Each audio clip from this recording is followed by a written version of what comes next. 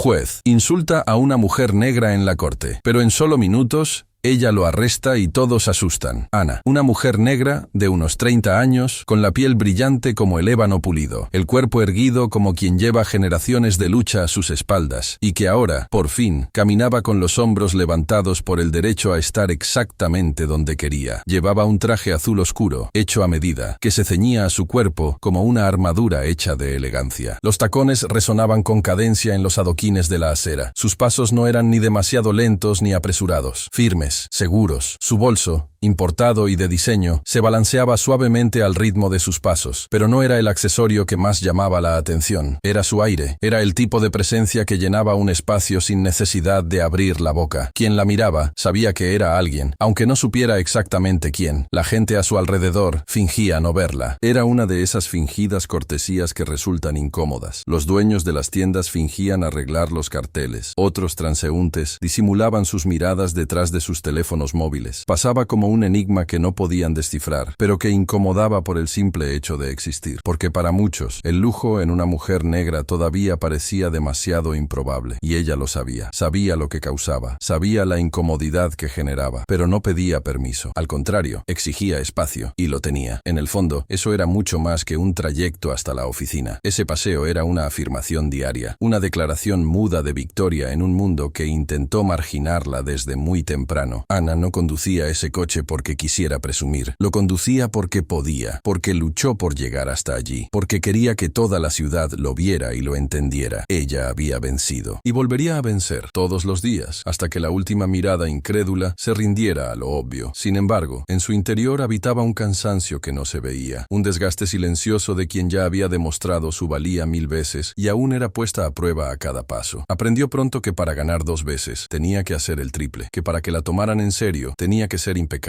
El coche brillaba porque no podía permitirse ningún fallo. La ropa estaba impecable porque cualquier descuido se utilizaría en su contra. Los documentos en regla, las facturas pagadas, la rutina controlada hasta el último detalle. No había margen para el error. La perfección era su defensa constante contra un mundo que esperaba ansiosamente que tropezara. Pero incluso con todo eso, incluso sabiendo la molestia que causaba, Ana no bajaba el ritmo. Ese día, como tantos otros, aparcó el Lamborghini en la plaza reservada frente al edificio acristalado donde se encontraba su oficina. Se dejó caer las gafas de sol sobre la cara y soltó un ligero suspiro, no de alivio, sino de preparación. Sabía que ser quien era, en ese lugar, con ese cuerpo y ese nivel de poder, era una afrenta. Y por mucho que fingiera no ver las miradas torcidas, las sentía como cuchillos invisibles en la piel. En la acera de enfrente, alguien la observaba con fría intensidad. Héctor, un hombre de postura rígida, uniforme impecable, pero con mirada envenenada. Ya la había visto antes, ya había sentido esa incomodidad crecer en su pecho como algo que no sabía nombrar, pero que no quería admitir. El orgullo de Ana, para él, era como una piedra en el zapato que aumentaba de tamaño cada día, y en ese instante, mientras ella caminaba una vez más hacia su oficina, apretó los puños. No se trataba solo de ella, se trataba de lo que ella representaba, una mujer que no pidió permiso para triunfar, una mujer negra con un Lamborghini. Era demasiado para él aceptarlo en silencio. Héctor nunca fue un hombre de emociones superficiales. Desde muy joven, aprendió a guardarse todo dentro, como si el mundo fuera una disputa constante por ver quién conseguía mantener el rostro más inexpresivo. Y él siempre ganaba. Nunca fue de abrirse, ni de demostrar cuando se sentía inferior. Guardaba, tragaba, y luego se vengaba en silencio. Ese era el tipo de hombre que la ciudad creía conocer. Serio, rígido, disciplinado, respetado en el ámbito policial. Pero detrás del uniforme impecable, el corte de pelo meticuloso y la fachada de autoridad, había un caldero a punto de desbordarse, y ese caldero tenía un nombre: Ana. Héctor no sabía exactamente cuándo había empezado a molestarle de verdad. Quizá fue el día en que la vio bajar del coche de lujo por primera vez, con los zapatos relucientes, la postura erguida y la mirada que decía: he llegado, te guste o no. Era esa mirada la que más le molestaba. No era arrogancia, sino la ausencia de miedo. Ana no tenía el tipo de sumisión que él estaba acostumbrado a ver en los rostros de la mayoría. Ella no se doblegaba, y eso, para él, era inaceptable. Especialmente porque ella era lo que el mundo siempre había intentado convencerle de que no podía vencer. Una mujer negra, exitosa, en la cima de una de las instituciones de seguridad más importantes del país. En el fondo, lo que corroía a Héctor era el espejo que ella le ponía delante gigante, un reflejo que le mostraba todo lo que él no era, todo lo que él quería haber sido. Él, que se había pasado toda la vida intentando demostrar que era fuerte, que merecía estar donde estaba, ahora veía a alguien que había conquistado más con una seguridad que él nunca había conseguido simular. Y lo peor, lo hacía sonriendo, sin tener que pedir perdón por existir, sin miedo a brillar. En las reuniones de la corporación, a veces se mencionaba a Ana como referencia, como autoridad, como profesional ejemplar. Eso dolía. Cada elogio a su competencia era una puñalada en las inseguridades que él enterraba cada día. Y, por mucho que intentara ignorarlo, cada vez que ella pasaba por la comisaría con ese coche reluciente, como si no le debiera nada a nadie, él sentía una rabia seca, ardiendo por dentro. Una rabia que no era solo envidia, era resentimiento. Se decía a sí mismo que no era nada personal, que solo era incomodidad por la ostentación, que, como policía, tenía el deber de vigilar a todo el mundo. Pero, en el fondo, lo sabía. Sabía que el problema no era el coche, ni el bolso, ni las gafas de sol. Era la forma en que ella los usaba, como si el mundo fuera suyo, como si no existieran ataduras, como si los límites que él había tenido que respetar durante toda su vida no se aplicaran a ella. Y eso le dolía, porque recordaba sus años en la academia, los años en los que luchó por el reconocimiento, las humillaciones que tuvo que tragar para ascender. Y ahora, allí estaba ella, tan por encima, como si hubiera volado sin escaleras. La obsesión comenzó a crecer en pequeños gestos. Al principio, solo la observaba, seguía sus horarios, sus rutas, su rutina. Luego, empezó a comentarlo con sus compañeros. Esa mujer tiene algo raro. Nadie aparece así de la nada. Las palabras salían como si fueran un análisis técnico, pero eran gotas del veneno que llevaba tiempo cultivando. Bastaba con una conversación maliciosa aquí, una duda lanzada allá, y pronto la imagen de Ana comenzaba a ser cuestionada por otros. Quería minar sus cimientos, debilitarla, hacer que el sistema dudara de lo que veía con sus propios ojos, pero nada parecía afectarla. Seguía caminando con la misma confianza, saludando a los porteros con la misma dignidad con la que hablaba a los ministros. Eso lo desconcertaba. Para Héctor, el poder siempre había venido acompañado de cierta rigidez, cierta distancia. Ana no. Ella era accesible, pero imbatible. Era educada, pero nunca sumisa. Eso desmontaba todas las verdades que él había construido sobre cómo se gana el respeto. Y cuando se dio cuenta de que hablar mal de ella no surtía efecto, decidió que necesitaba un enfoque más directo. Empezó a buscar en los sistemas policiales cualquier pequeña irregularidad en su nombre. Una multa olvidada, un impuesto atrasado, un documento caducado, pero no había nada. Ana era meticulosa, impecable, intocable. Eso solo avivaba más su frustración. Era como intentar rayar un diamante con las uñas. Fue entonces cuando su mente comenzó a trabajar en silencio. Con la frialdad de una partida de ajedrez, fue tendiendo una trampa, una parada de tráfico disfrazada de rutina, una acusación sin fundamento, una forma de decir, yo sigo mandando aquí. No se trataba de justicia, se trataba de control, de humillar a Ana, de romper esa postura erguida, hacer grietas en la imagen sólida que ella había construido. Y más que eso, se trataba de demostrarse a sí mismo que ella no era invencible, que él todavía podía vencerla. Sin embargo, ni siquiera él sabía hasta qué punto su propia obsesión estaba nublando su razón. Héctor, que siempre se había enorgullecido de su autocontrol, se estaba dejando llevar por sentimientos que no comprendía del todo. Y lo más peligroso de todo era que él creía estar haciendo lo correcto, que esa intervención no era personal, pero lo era. Era profundamente personal. Era un reflejo de la sociedad que lo había moldeado, que le había enseñado que el poder tiene color, que el éxito tiene un patrón, que las personas como Ana solo deben ocupar determinados espacios. La ciudad, en ese momento, respiraba con normalidad. Los edificios seguían en pie. Las sirenas sonaban como siempre, pero algo invisible estaba a punto de activarse. Algo que nacía de la mirada rencorosa de un hombre herido en su ego. Algo que iba mucho más allá de una simple intervención policial. El plan se gestó en silencio, como un veneno que se cultiva gota a gota. Héctor pasó noches repasando mentalmente los pasos. Ya no era solo rabia, era estrategia. Había decidido que había llegado el momento de actuar. Ana tenía que ser puesta en su lugar, en palabras que nunca se atrevería a decir en voz alta, pero que gritaban en su mente como un mantra vengativo. Y para ello, tenía que ser quirúrgico, disfrazar el abuso con la excusa de la autoridad, usar el uniforme como escudo para ocultar la cobardía. Era una jugada calculada, pensada hasta el más mínimo detalle. Eligió un día cualquiera, una mañana despejada y con poco tráfico, tal y como a Ana le gustaba salir. Ella era predecible en ese aspecto, rígida en su rutina. Eso, para él, era una ventaja. Conocía los horarios el camino, los semáforos por los que pasaría. Y sobre todo, conocía su orgullo. Sabía que ella no bajaría la cabeza. Y eso era precisamente lo que quería explotar. No bastaba con detenerla. Quería provocar una reacción. Quería una justificación para atacarla, para desmoralizarla. Y, si todo salía según lo planeado, saldría de la situación como un héroe, como el policía que hizo su trabajo, aunque para ello tuviera que distorsionarlo todo. Reunió a 2 compañeros de confianza, o mejor dicho, 2 hombres que le debían demasiados favores como para llevarle la contraria. Les dijo que se trataba de una operación rutinaria, que quería investigar un posible vehículo con irregularidades. No dio nombres, no dio detalles. El silencio que rodeaba sus órdenes era el mismo que protegía sus verdaderas intenciones. Acordó el punto de interceptación, una avenida ancha, con buena visibilidad, pocas cámaras públicas y fácil salida para las unidades móviles de apoyo. Todo parecía pensado como en una operación real, pero detrás de la fachada no había ninguna misión legítima, solo rencor disfrazado de legalidad. A la mañana siguiente, Ana seguía con su rutina sin saber que algo mucho más profundo que una simple redada se estaba gestando a su alrededor. Conducía como siempre, con elegancia, control y postura. La mano firme en el volante, los ojos atentos a las señales, los pensamientos ya proyectando el día que tendría en la oficina. Estaba concentrada, como siempre, conectada con sus obligaciones. No sospechaba que, esa mañana, no se enfrentaría a una reunión tensa, sino a una trampa pensada para desmontar su imagen. Cuando vio las luces del coche patrulla por el retrovisor, Ana no se extrañó. Sabía que, ocasionalmente, había rondas por allí. Lo que le intrigó fue el comportamiento insistente del coche patrulla que, a pesar de tener vía libre, se mantuvo detrás de su coche durante demasiado tiempo. Cuando se encendieron las luces de emergencia y oyó la orden de detenerse, frunció el ceño. No había hecho nada malo, ninguna infracción, no se había saltado ningún semáforo, no había excedido la velocidad permitida. Aún así, obedeció. Aparcó el coche con calma, apagó el motor. Ya estaba preparando los documentos cuando vio a Héctor acercarse con una expresión que no encajaba con un control rutinario. Era un semblante cargado de algo que ella no podía definir de inmediato, una mezcla de satisfacción y amenaza. La señora iba a alta velocidad y el sistema muestra que su coche tiene los impuestos atrasados, dijo él con la frialdad ensayada de quien ya esperaba la pregunta. Ana respiró hondo, todavía tratando de entender. Lo siento, eso no tiene sentido. Nunca conduzco rápido con este coche, no lo necesito. Y tengo todos los impuestos pagados. Puedo enseñarle los recibos ahora mismo. Héctor ni siquiera fingió sorpresa. Miró los papeles que ella empezaba a buscar y la interrumpió con un tono más duro. Vamos a incautar el coche. Protocolo. Procedimiento estándar. El mundo de Ana dio vueltas por un segundo. No se encontraba ante una situación habitual. Era algo diferente. Era como si la empujaran hacia un abismo invisible. No había ningún motivo legítimo. Ni siquiera había indicios de irregularidad. Todo en ella era regular, impecable, limpio. Pero el enfoque se estaba llevando a cabo con una intención que trascendía la legalidad. Era personal. No van a confiscar mi coche injustamente. Esto es abuso de poder, dijo ella con voz firme, mirándolo fijamente a los ojos. No gritó, no amenazó, solo mostraba la certeza inquebrantable de quien sabe que está siendo víctima de algo sucio. La respuesta de Héctor fue la acción. Se acercó con las manos extendidas, como quien va a inmovilizar a alguien. Ana retrocedió, retirando el brazo y abriendo el bolso en un gesto defensivo. Era consciente de la gravedad de la situación. Sabía que cualquier error, cualquier paso en falso, podría convertirse en noticia, pero también sabía protegerse. Cuando la mano de Héctor volvió a avanzar, ella sacó su arma. No apuntó. Solo demostró que no era una presa fácil. La mirada de Héctor cambió. No era miedo al objeto en sí. Era el impacto de ver que la mujer a la que había intentado controlar le demostraba, una vez más, que no tenía poder sobre ella. Su ego vaciló. Por un segundo, fue como si su imagen de autoridad se hubiera derrumbado por el simple hecho de que ella no retrocediera. Ana no necesitó decir nada más. Entró en el coche, arrancó y se marchó. Dejó a Héctor allí parado, con los ojos llenos de rabia y su plan,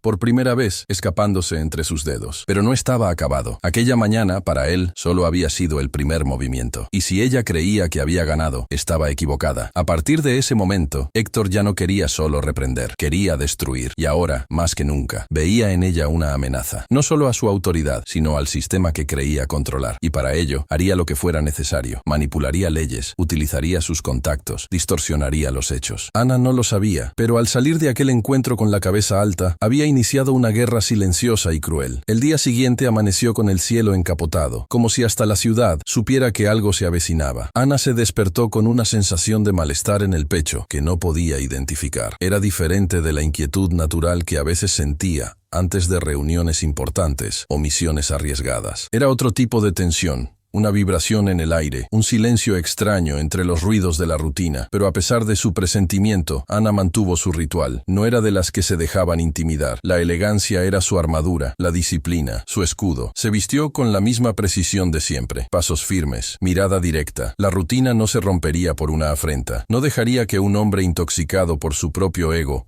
marcara el ritmo de su día. Esa mañana, el Lamborghini se deslizó por las calles con aún más presencia. Ana sabía que la estaban observando. Sabía que Héctor no se había tragado lo que había pasado el día anterior. Pero lo que él no sabía era que ella tampoco. En ese momento, mientras conducía, ya había tomado una decisión en silencio. Aquello no pasaría desapercibido. Lo que antes era solo incomodidad se convirtió en un principio. Ahora era una cuestión de honor, de justicia. Ella, como jefa de seguridad nacional, no permitiría que un hombre distorsionara la ley por capricho. Había principios más importantes en juego. Pero Héctor, al otro lado de la historia, no estaba pensando en leyes. Para él, ese segundo acercamiento era una revancha, de demostrar su fuerza, de recuperar el control que se le escapó de las manos cuando Ana se atrevió a enfrentarse a él, cuando ella sacó su arma como una extensión de su propia dignidad. No durmió bien. Repitió la escena del abordaje decenas de veces, reviviendo cada detalle como una herida abierta, y en su cabeza solo había una salida para restaurar su autoridad: aplastar. Esta vez no vendría solo. Reunió a un equipo más numeroso, policías cuidadosamente seleccionados, algunos lo suficientemente ingenuos como para creer su versión sobre una sospecha de actividades ilegales, otros simplemente dispuestos a obedecer sin hacer preguntas. La fuerza estaba armada, el escenario calculado, y la emboscada se preparó con precisión milimétrica. Al primer indicio del coche de Ana, las radios se activaron, los vehículos se posicionaron y se hizo presente la atmósfera tensa. Ella se dio cuenta del cerco, incluso antes de ser detenida. 4 vehículos, 2 delante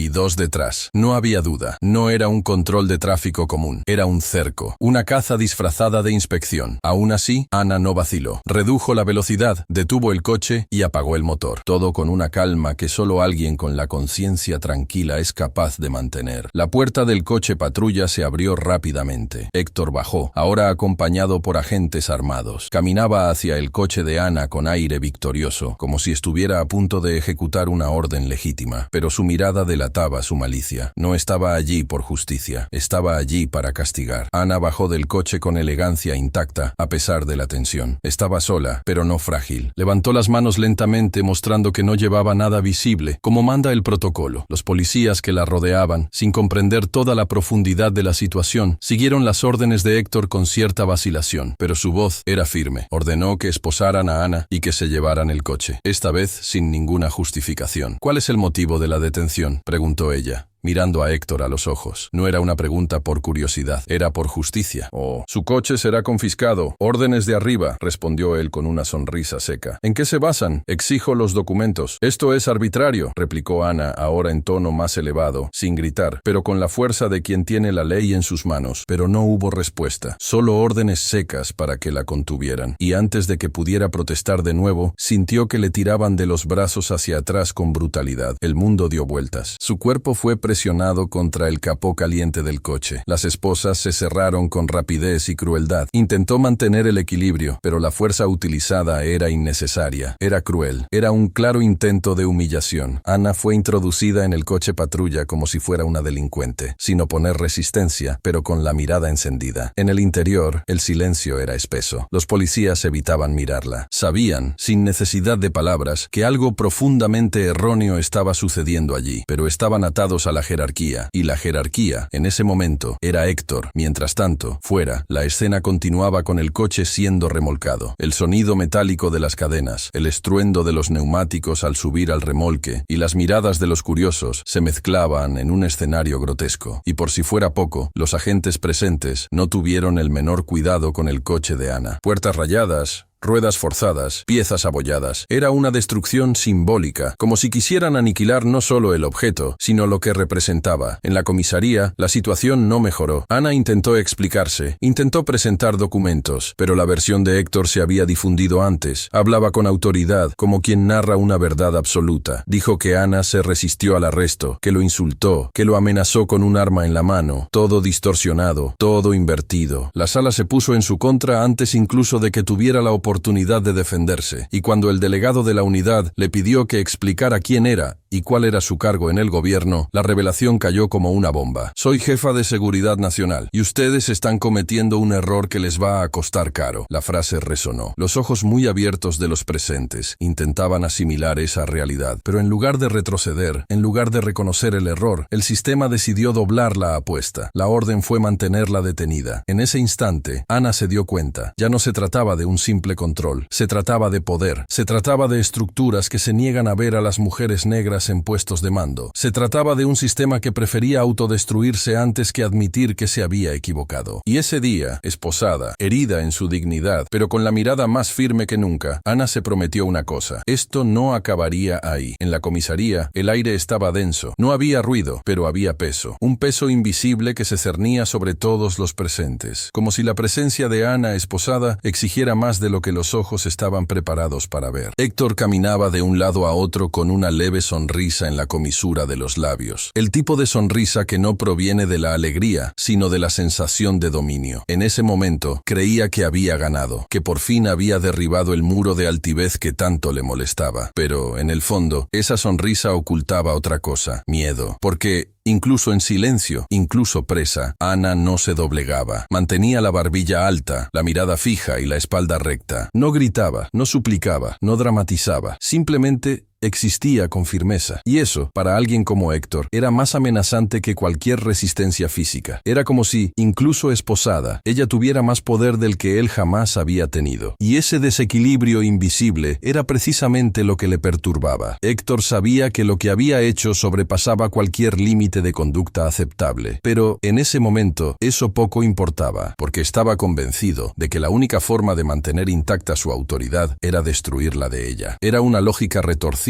pero real. Si no podía igualarla por méritos propios, tenía que rebajarla. Hacer que su imagen se asociara con el desorden, la amenaza, la desobediencia. Quería que se la viera no como la autoridad que era, sino como una figura incontrolable, agresiva, problemática. Quería pintarla con la caricatura que la sociedad tantas veces impone a las mujeres negras que se atreven a no bajar la cabeza. En la sala contigua, el delegado parecía dividido entre la incomodidad de la situación y la conveniencia de aceptar la versión de Héctor. Toda la estructura estaba organizada para proteger a los suyos. Y Ana, a pesar de su destacado cargo y de las pruebas a su favor, era ahora una pieza fuera de lugar. Cuando reveló su posición en el gobierno, se produjo un silencio gélido. Al principio pensaron en retroceder, pero la vanidad, ese veneno sigiloso, habló más alto. El sistema decidió mantener la farsa. Alegaron la necesidad de una investigación profunda, el mantenimiento del orden y el rigor ante las amenazas institucionales. Expresiones vacías que solo servían para maquillar el abuso. En la sofocante sala de la comisaría, el tiempo parecía pasar lentamente. El reloj de la pared marcaba las 9:40 de la mañana, pero las manecillas parecían arrastrarse por la tensión en el aire. Ana permanecía sentada en la silla de metal, con los brazos marcados por las esposas apretadas, el cuerpo firme, pero la mirada distante. No había lágrimas, ni desesperación. No se permitía ese lujo. El dolor de estar esposada, humillada en público, arrancada de su propio coche como si fuera una delincuente, aún le quemaba en el pecho, pero lo utilizaba como combustible, porque ahora ya no se trataba solo de ella, se trataba de todo lo que representaba, de todos los que, como ella, habían sido silenciados por un sistema que opera bajo reglas invisibles, reglas que no están escritas en ningún sitio, pero que se aplican con brutalidad contra quienes se atreven a romper las expectativas. Héctor iba de un lado a otro, con el mismo paso ensayado de quien cree estar al mando. Acababa de relatar su versión de los hechos al delegado, una historia bien montada, construida sobre omisiones y medias verdades. Dijo que Ana se había resistido al abordaje, que se había mostrado agresiva, que había puesto en peligro la integridad del equipo policial, todo articulado para convertir a la víctima en una amenaza, la defensa en provocación, la dignidad en rebeldía. El delegado, sentado detrás de la mesa, escuchaba con expresión grave, anotando detalles. Parecía neutral, pero había algo en su mirada que ya había tomado partido. Al otro lado de la sala, Ana esperaba su turno. Sabía cómo funcionaba el sistema. Sabía que para ciertos hombres, la palabra de un policía siempre tenía credibilidad, mientras que la suya sería filtrada por lentes sesgados. Pero Pero ella no era una mujer común, y esa mañana decidió que no suplicaría por justicia, la exigiría. Con el peso del cargo que llevaba y la verdad en los ojos, se levantó. A pesar de estar esposada, su presencia llenó el espacio. El delegado por un momento dejó de escribir. Antes que nada, quiero que conste en acta mi identidad completa. Ana Cecilia Bastos, jefa de Seguridad Nacional, responsable de operaciones federales en 3 estados, autorizada directamente por el Ministerio de Defensa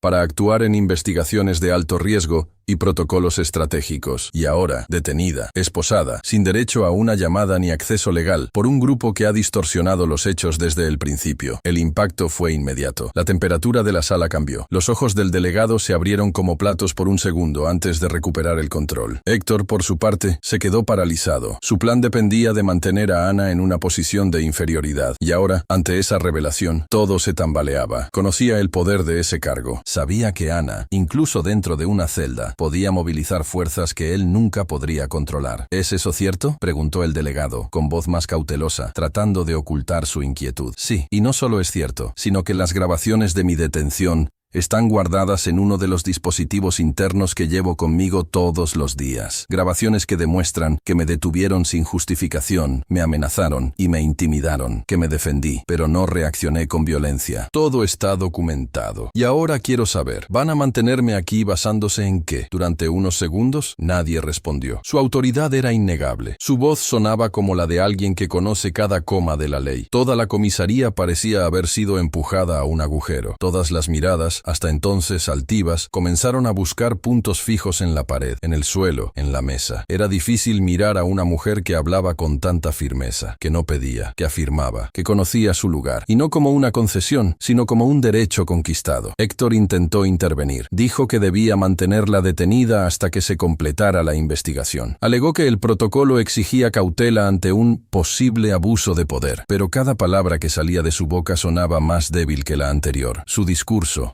antes sólido, ahora crujía bajo el peso de la verdad. Ana no se movió, solo lo miró con la calma de quien ya sabía lo que vendría. Era como si dijera, sin decirlo, has perdido el control, pero el sistema, como ella bien sabía, no cambia de rumbo fácilmente. El delegado respiró hondo, apoyó los codos en la mesa, y luego dijo, mantendremos la detención preventiva, en nombre de la prudencia. Usted podrá defenderse, por supuesto, pero necesitamos que todo se investigue con cuidado. La gravedad de su cargo exige responsabilidad. Fue en ese momento cuando Ana comprendió con claridad la magnitud de la estructura a la que se enfrentaba. No bastaba con ser inocente, no bastaba con ser jefa de seguridad, no bastaba con tener razón. Cuando se está en el lado equivocado del prejuicio, ningún currículum es suficiente, ningún cargo protege, ninguna verdad se impone por sí sola. Era una guerra de versiones, sí, pero era, sobre todo, una guerra de imágenes. Y en esa mesa, entre la autoridad distorsionada de Héctor y la conveniencia de un delegado, su verdad era tratada como un problema que había que controlar, y no como un hecho que había que respetar. Aún así, no retrocedió. No perdería la compostura, porque no permitiría que ese momento definiera quién era ella. Salió de la sala sin bajar la cabeza. A pesar de que la llevaban de vuelta a la celda, a pesar de ser consciente de la humillación que se estaba convirtiendo en noticia en ese mismo momento, Ana caminaba como si aún estuviera al mando de las tropas. Y en cierto modo, lo hacía, porque dentro de ella estaban haciendo un plan. Se estaba gestando un movimiento. Un sentimiento crecía con fuerza. Esto no terminaría ahí, y ellos no lo sabían. Ana solo estaba empezando. Al otro lado de la ciudad, Héctor sonreía ante la noticia. Para él, era la última pieza de un tablero que había estado montando con dedicación. Ya no le bastaba con tenerla presa. Quería verla condenada. Quería destruir su reputación con la misma frialdad con la que ella caminaba todos los días hacia la oficina con la cabeza en alto. Y para eso, necesitaba más que un enfoque distorsionado. Necesitaba convertir el caso en un espectáculo, un juicio simbólico en el que Ana fuera expuesta, cuestionada, deshumanizada y, sobre todo, derribada. Pero Héctor sabía que las pruebas reales no sostendrían su narrativa. La verdad era una amenaza constante que se cernía sobre sus hombros. Por eso recurrió al arma más antigua de quienes detentan el poder sin escrúpulos, la alianza con quienes controlan las decisiones. Así fue como llegó a Lorenzo, el juez del caso, un viejo conocido de la universidad, alguien que, como él, siempre supo jugar con las reglas a su favor. Un hombre que no dudaba en favorecer a quien le hiciera los favores adecuados. El encuentro entre ambos tuvo lugar lejos de las miradas indiscretas. Un restaurante discreto a las afueras de la ciudad. Nada especial, al menos a simple vista, pero en esa conversación se estaba sellando un acuerdo entre bastidores. Héctor expuso su versión de los hechos con la convicción de quien recita un guión memorizado. Lorenzo escuchó con interés, pero no era la verdad lo que le importaba, era la alineación, la lealtad antigua, el pacto velado de protección mutua entre hombres que ocupan espacios privilegiados y creen que nada les alcanza. Solo tienes que mantener el orden, Lorenzo. La mujer es inteligente, tiene buenos abogados, pero si pierdes este caso, su autoridad volverá con más fuerza. Tenemos que enterrar esto ahora. Y así, con frases secas y miradas calculadas, la sentencia comenzó a fraguarse incluso antes de que se celebrara la audiencia. Ana sería escuchada. Sí, los abogados podrían presentar pruebas, pero el final ya estaba escrito. Un teatro cuidadosamente dirigido para parecer un juicio, pero que,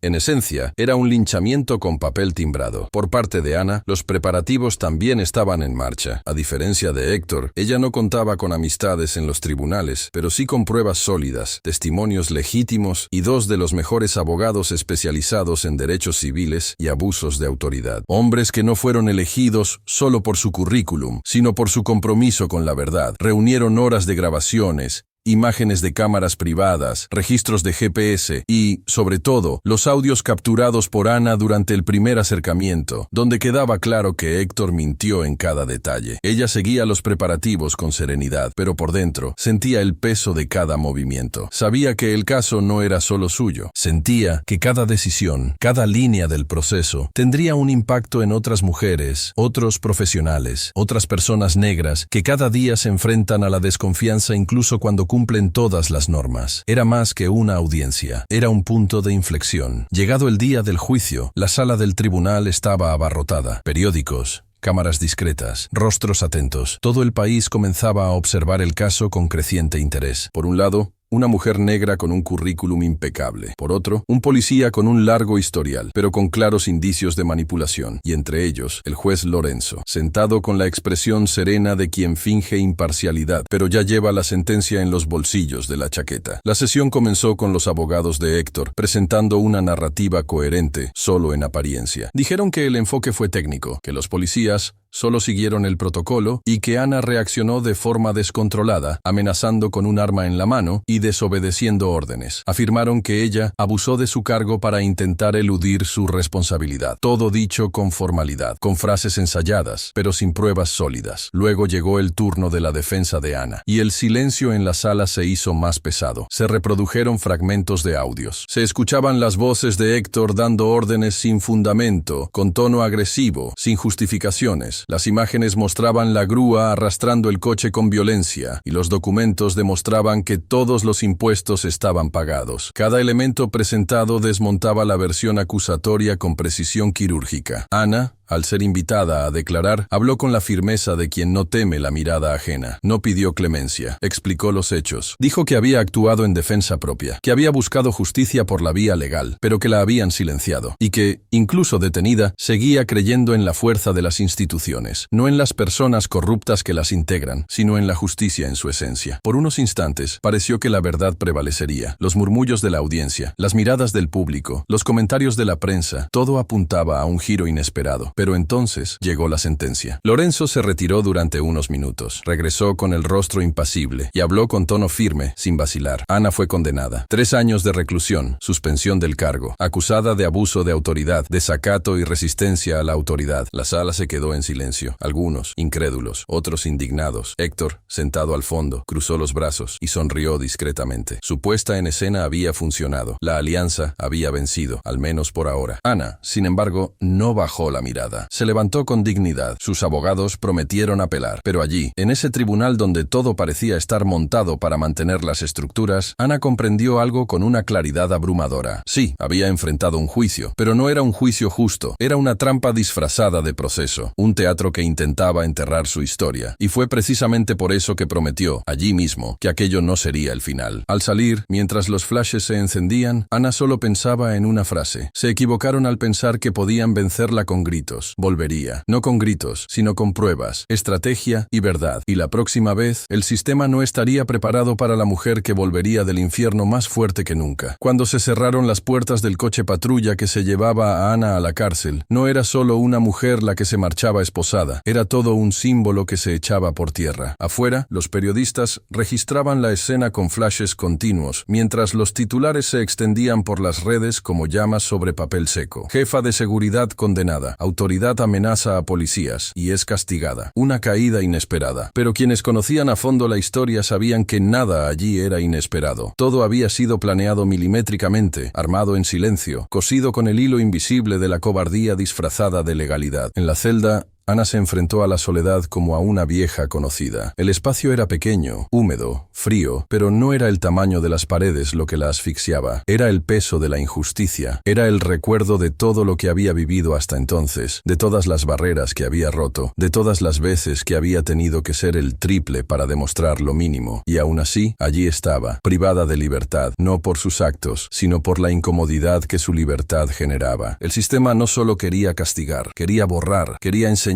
con el ejemplo que atreverse a ocupar espacios destinados a unos pocos tiene un precio. Los primeros días fueron los más silenciosos. No había mucho que decir. Su nombre circulaba por los pasillos con reverencia y extrañeza. Algunas reclusas susurraban entre ellas, con los ojos muy abiertos. ¿Es ella? Otras se callaban, respetando su presencia como si aún llevara un uniforme invisible. Pero Ana no imponía respeto por miedo. Lo imponía por su postura, por su forma de caminar, de mirar, de no permitir que el cansancio doblegara su columna. La prisión no la había disminuido, solo la había hecho más sobria, más centrada, más consciente de que no podía esperar la justicia, sino que tendría que fabricarla, pieza a pieza, con sus propias manos. Fuera, la reacción fue dividida. Parte de la población, contaminada por las narrativas maliciosas difundidas por los aliados de Héctor, creía que Ana se había excedido. Así era como funcionaba la manipulación. Bastaba con repetir algo muchas veces para que pareciera cierto. La otra parte, sin embargo, se indignaba. Surgieron voces en las redes sociales. Comenzaron a organizarse movimientos. Personas que se veían reflejadas en ella, que entendían lo que significaba su caída, comenzaron a protestar. Pequeñas manifestaciones frente al tribunal, cartas abiertas de juristas, vídeos de activistas denunciando el abuso. Pero el sistema, frío y blindado, fingía no escuchar. Mientras tanto, Héctor celebraba, de forma contenida, claro está. No podía mostrar su victoria como quería, pero por dentro sentía que había ganado una guerra silenciosa. Su ego se hinchaba con cada comentario negativo sobre Ana que veía en Internet, con cada mensaje de apoyo que recibía de compañeros que, como él, no soportaban ver a una mujer negra en un puesto de mando. Creía que había cerrado el ciclo, que ella no se levantaría, que su imagen nunca volvería a brillar. Lo que no sabía era que Ana, aunque encerrada, estaba más viva que nunca. Sus ideas no estaban aprisionadas, su influencia no estaba encerrada entre rejas. Todavía tenía aliados, personas que la conocían, que sabían de su integridad, de su trayectoria. Dentro de la cárcel, comenzó a escribir, planificó su defensa con minuciosidad, anotaba con todo detalle cada nombre, cada acción, cada omisión. Trazó un mapa de los puntos débiles de quienes la derribaron, no por venganza por el dolor, sino por justicia por principio, porque entendía que su encarcelamiento no era el final, sino el catalizador de una reconstrucción aún más poderosa. Fue dentro de la celda donde Ana decidió que no volvería igual. Si volvía, volvería con un propósito aún mayor y, sobre todo, volvería con verdades a prueba de manipulación. No quería simplemente librarse de la pena. Quería exponer el sistema, mostrar dónde fallaba, revelar cómo, incluso rodeado de leyes e instituciones, seguía funcionando sobre la base del miedo, la desigualdad y el mantenimiento de privilegios disfrazados de autoridad. En las frías madrugadas, mientras el sueño era vencido por pensamientos densos, Ana recordaba cada momento de su trayectoria, de una infancia marcada por miradas torcidas, de una juventud en la que escuchó innumerables veces que no era lugar para ella, de las primeras victorias conquistadas a base de sudor y renuncia. Y ahora, una vez más, había sido derribada. Pero ella sabía caer. Y más que eso, sabía levantarse. Porque cada caída que había vivido, desde la infancia hasta la silla de ese tribunal, le había enseñado una lección esencial. Nunca se vuelve igual. Cuando se cae con verdad, se levanta con fuerza. Y cuando se levanta con propósito, nadie puede detenerla. Así, entre paredes grises y largas noches, Ana plantaba la semilla de lo que vendría después. La caída era real, el dolor era profundo, pero la rebelión estaba viva. No era una rebelión ciega, impulsiva. Era una rebelión lúcida, estratégica, lista para convertirse en movimiento, lista para convertirse en justicia, lista para convertirse en historia. Y mientras la ciudad olvidaba, mientras Héctor se acostaba cómodo creyendo que había ganado, Ana, allí dentro, moldeaba lo que vendría, porque su historia no terminaría con esposas, terminaría con impacto, y el mundo, muy pronto, descubriría que no hay caída capaz de enterrar una verdad que aún late. La prisión era un espacio de rutina endurecida, puertas de hierro, pasillos húmedos, miradas vigilantes y silencios pesados que nunca eran de paz, sino de vigilancia. Allí dentro, el tiempo transcurría a otro ritmo, lento como un castigo invisible. Pero para Ana, ese tiempo no era una pérdida, era construcción. Lo observaba todo, los horarios, los pasos de los guardias, el ir y venir de los funcionarios, el cambio de turnos. No había prisa en sus ojos, solo cálculo, porque ella lo sabía. Para salir de allí no bastaba con la fuerza, se necesitaba estrategia. El país creía que Ana había sido derrotada. Su imagen se veía corrompida en los medios de comunicación día tras día, mientras que aquellos que la derrocaron ocupaban espacios cómodos, celebrando en silencio la caída de una mujer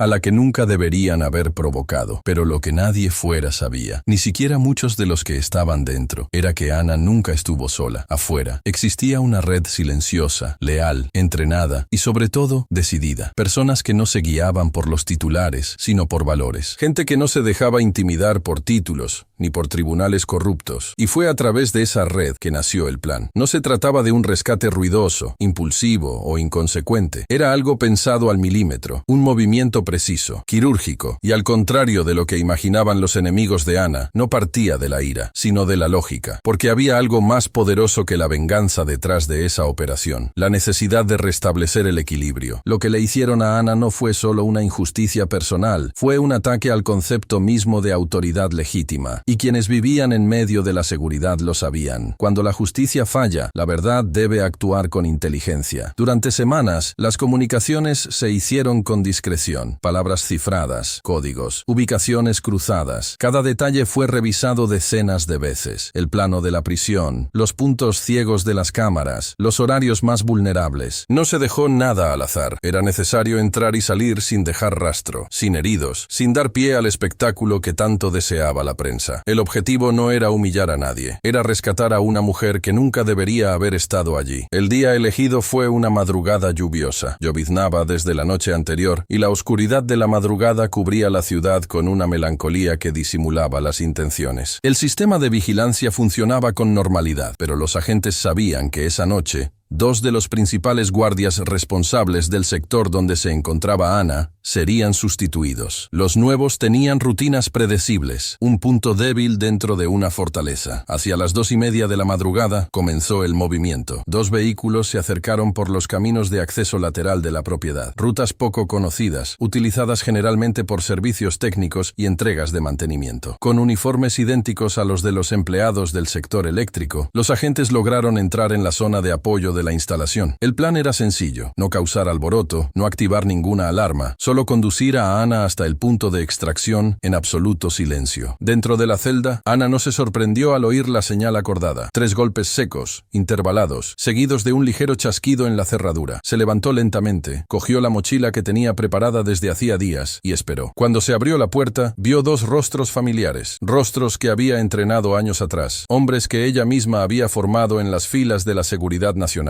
No dijeron nada, solo asintieron con la cabeza y se pusieron en marcha. Los pasillos estaban tranquilos. Los sensores de movimiento habían sido neutralizados durante unos segundos, tiempo suficiente para cruzar los puntos principales. En menos de 7 minutos, Ana ya estaba fuera del edificio principal, respirando el aire frío y húmedo de la madrugada. Aún no era la libertad, pero era el comienzo. En el vehículo, los agentes lo tenían todo listo: documentos, ropa limpia, una nueva identidad temporal y un plan de fuga que la llevaría a un lugar seguro fuera del estado en las próximas 6 horas. Durante el trayecto, Ana no preguntó nada. Sabía que cada segundo era valioso y que la confianza que depositaba en ese equipo era absoluta. Observaba por la ventana las carreteras vacías, los postes que pasaban como siluetas, la ciudad dormida que ni imaginaba lo que estaba a punto de suceder. Sabía que su fuga pronto sería noticia, pero también sabía que no serviría de nada solo huir. Tendría que actuar, tendría que reposar posicionarse, levantarse, prepararse, porque ahora era la guerra, y no una guerra armada en el sentido tradicional. Era una guerra de narrativas, de verdades ocultas, de reputaciones destruidas y reconstruidas. Ana no quería represalias explosivas. Quería restaurar su dignidad ante todos. Quería arrancar confesiones, mostrar pruebas, exponer lo que se había ocultado. Y para eso necesitaba estar libre, no para esconderse, sino para sacar a la luz todo lo que habían intentado encubrir. En las horas siguientes, mientras los primeros guardias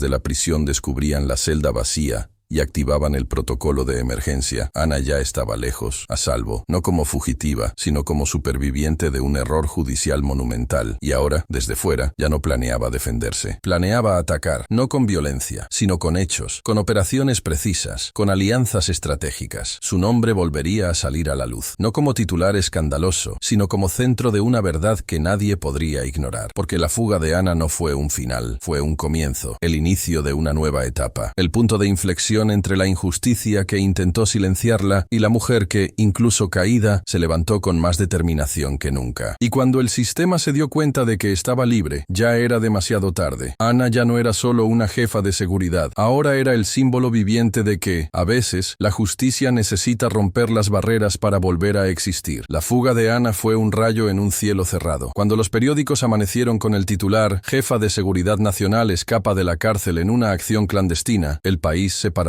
En la televisión, en los sitios web, en las calles, su nombre resurgió con fuerza, pero ahora cargado de significado. Para algunos, Ana era una fugitiva, para otros, un símbolo, pero para el sistema que la juzgó y trató de enterrarla, ahora era una amenaza en estado puro. Dentro de las instituciones, la reacción fue inmediata. Héctor, al ser informado de la fuga, palideció. Lo que creía que era una victoria definitiva, se convirtió en ruina en cuestión de minutos. La humillación pública que deseaba para Ana ahora se volvía contra él. Las preguntas comenzaron a surgir no solo de los medios de comunicación, sino también desde dentro de la propia policía. ¿Cómo se escapó? ¿Quién la ayudó? ¿Por qué estaban corruptos los registros de las cámaras? ¿Cómo fallaron los sensores? Las respuestas no llegaban, y eso alimentaba algo que Héctor conocía muy bien, la desconfianza. En pocas horas, su nombre pasó de cazador a cómplice de un sistema fallido. Pero Héctor no se quedaría de brazos cruzados. Para él, se había convertido en una cuestión de honor personal. Ya no se trataba de su cargo ni de su reputación. Se trataba de control. Se trataba de recuperar la imagen de hombre que proyectaba, esa figura que nunca se equivoca, que siempre gana, que mantiene el poder en sus manos, incluso si los cimientos del castillo están podridos. Y así comenzó la caza. Se emitieron órdenes de arresto. Se levantaron barricadas en las carreteras. Se dieron órdenes de inspeccionar aeropuertos, estaciones de autobuses y hoteles. Se colocaron carteles con la cara de Ana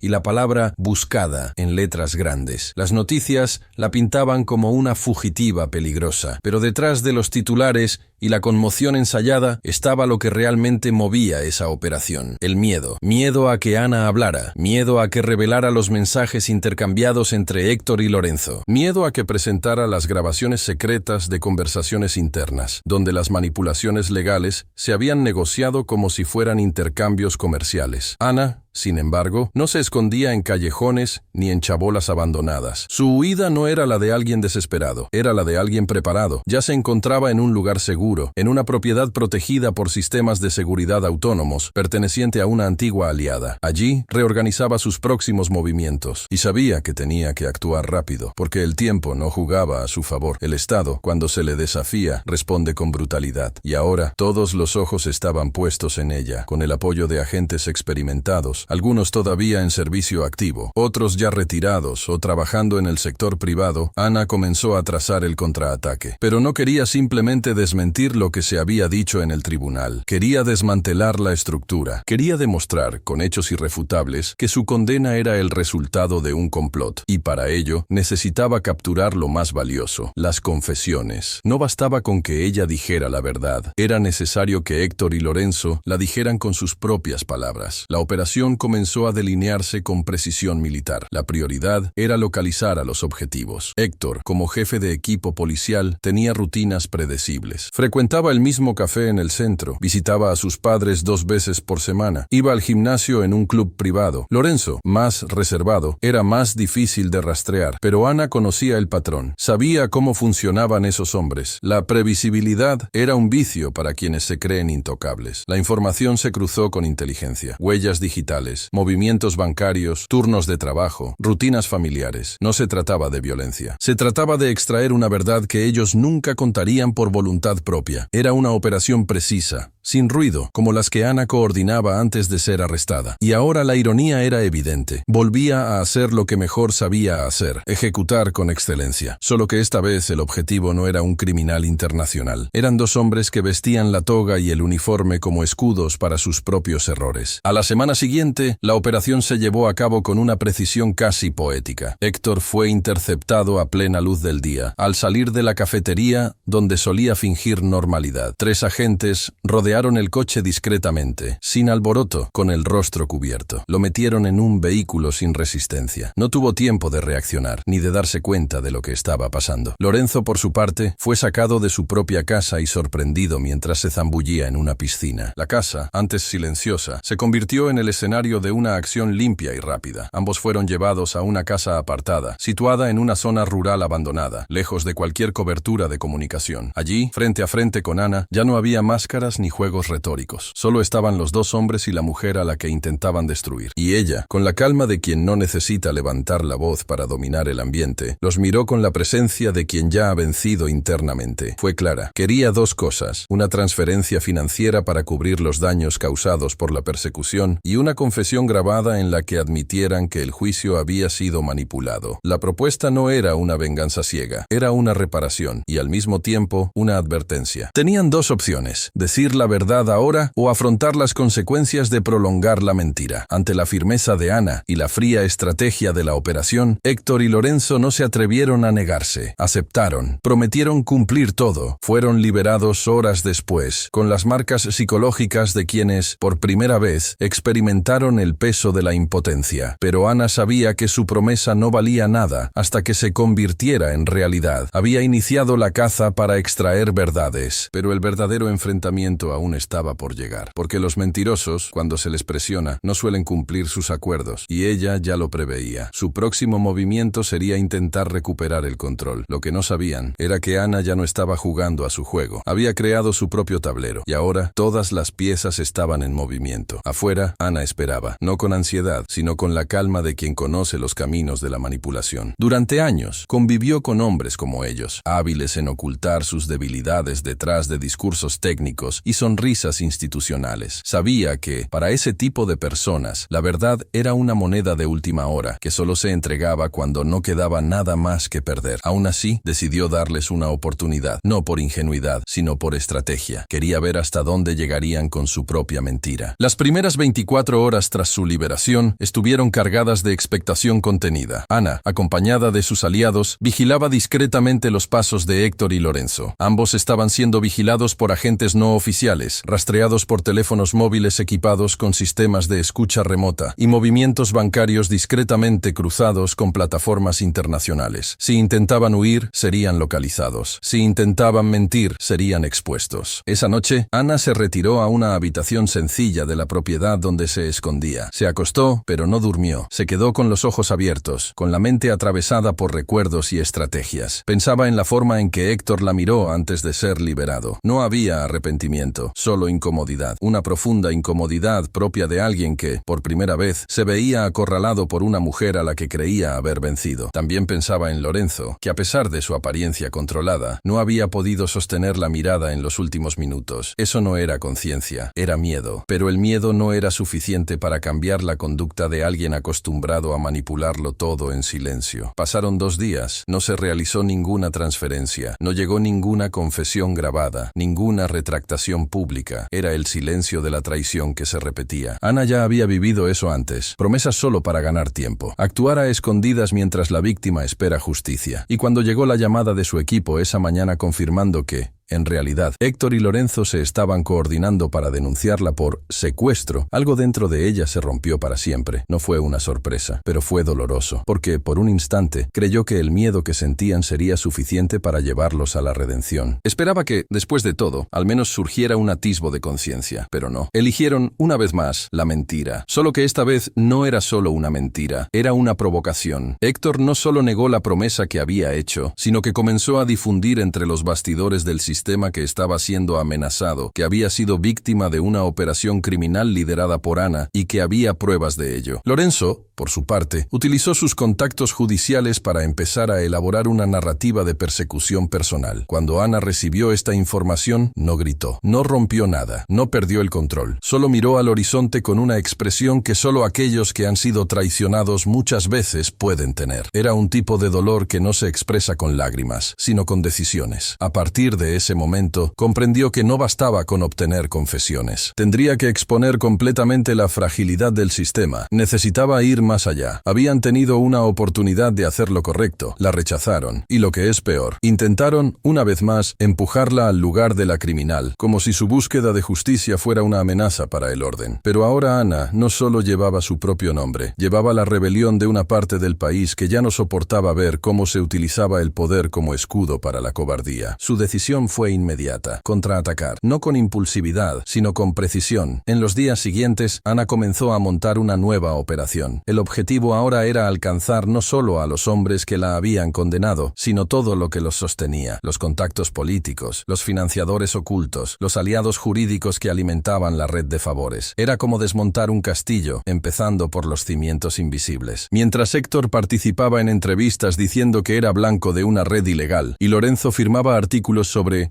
la crisis del poder judicial ante el radicalismo institucional, Ana articulaba el cerco con agentes que no aparecían en escena, gente entrenada, gente que no necesitaba órdenes, solo un nombre, un lugar y un motivo justo. Y ahora tenía los tres. Ana dejó de esperar justicia. Empezó a construirla, ladrillo a ladrillo, información a información. Ya no había dudas. Ellos habían elegido el lado de la mentira, y ella había elegido el lado de la verdad. Pero una verdad que, esta vez, vendría con peso, con pruebas, con nombres y rostros revelados a plena luz, porque ellos no entendieron la gravedad de lo que habían hecho. Y ahora, la mujer que creían haber enterrado, regresaba con un propósito aún más fuerte: revelar la estructura que intenta silenciar a quienes se atreven a romper el ciclo. Ana no actuó por impulso. La rabia que llevaba dentro era fría, calculada, casi quirúrgica. La mujer que un día confió en las instituciones, que creía que la justicia se reconstruía desde dentro, ahora entendía que ciertas estructuras solo cambian cuando se vuelven insostenibles. Y estaba dispuesta a demostrarlo, no con venganza en el sentido superficial, sino con justicia por su propia mano, construida con inteligencia y precisión. No habría más peticiones ni advertencias, habría acción, y cada movimiento que hiciera a partir de ese momento sería un recordatorio de que nunca debieron provocarla. La operación se diseñó en menos de 72 horas. Sus contactos, repartidos por diferentes sectores, seguridad privada, exmilitares, agentes con pasados silenciosos en áreas estratégicas, fueron activados con códigos que no necesitaban explicaciones. Bastaba con un nombre, unas coordenadas y una frase breve. Hora de actuar. Sabían lo que eso significaba. Sabían que no estaban al servicio de un ego herido,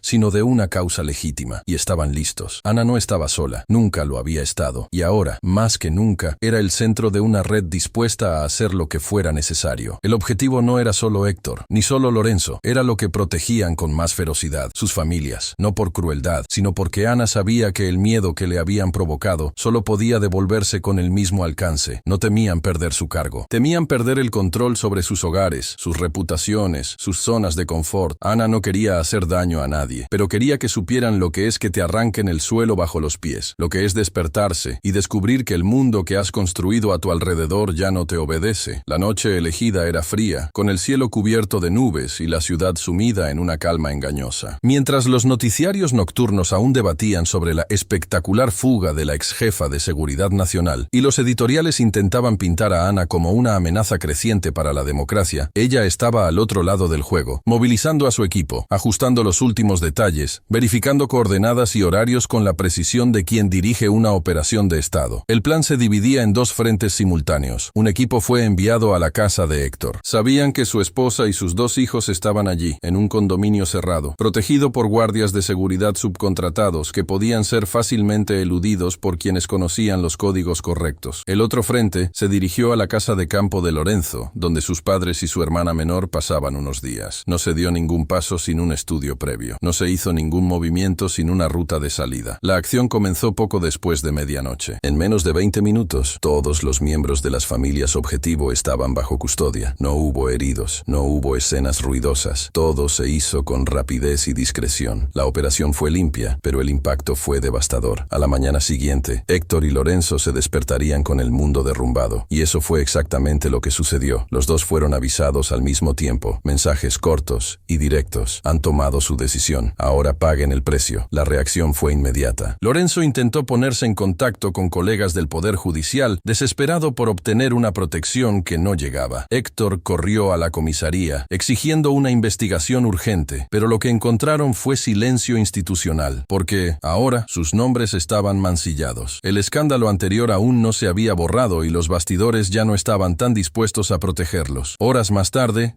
un vídeo llegó a sus manos. Era Ana, frente a la cámara, sin capucha, sin ocultar su rostro. La imagen era clara, la voz firme, la postura inquebrantable. No gritaba, no amenazaba, solo informaba. Tuvieron la oportunidad de decir la verdad. Eligieron mentir. Ahora, sus nombres, sus familias, su seguridad dependen de una sola cosa: que cumplan lo que prometieron. Confiesen, admítanlo, digan la verdad, en público, en voz alta y clara, o todo lo que creen que controlan se convertirá en polvo. En ese momento, Héctor y Lorenzo lo entendieron. Ya no se enfrentaban a una mujer que intentaba limpiar su nombre. Estaban ante una fuerza que desafiaba todo el sistema, y por primera vez no había nadie que los protegiera, porque ahora el miedo vivía con ellos. Ana, al otro lado, no se sentía victoriosa. No había placer en ello. Había alivio. Había una sensación de equilibrio que se restablecía. Sabía que probablemente sería juzgada de nuevo, que sus actos serían tergiversados, que sus enemigos volverían a revestirse con el manto de la legalidad. Pero también sabía que ahora ya no estaba sola en la historia. Ahora,